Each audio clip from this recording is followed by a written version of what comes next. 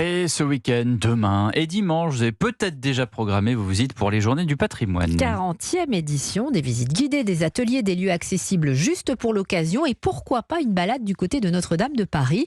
Depuis l'incendie de 2019, on ne peut plus la visiter, mais le village chantier est ouvert au public. Dimanche, une archéologue vraiment pas comme les autres présentera son travail, la sauvegarde du patrimoine sonore des deux chantiers de la cathédrale au XIIe siècle et aujourd'hui.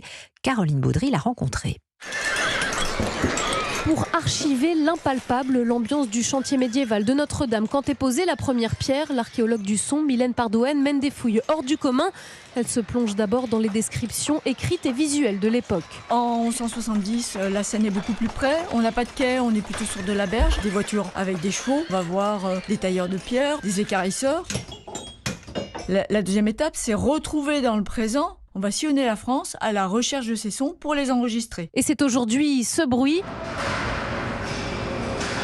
celui des travaux actuels, qu'elle consigne précieusement. Ce que l'on entend, ce sont tous les engins de transport et on a des outils automatiques beaucoup plus bruyants.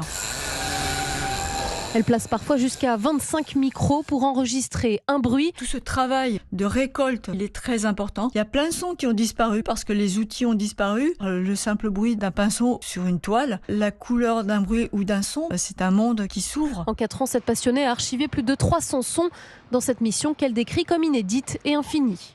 Une archéologue sonore, si vous voulez la découvrir, rendez-vous donc au village chantier de Notre-Dame dimanche.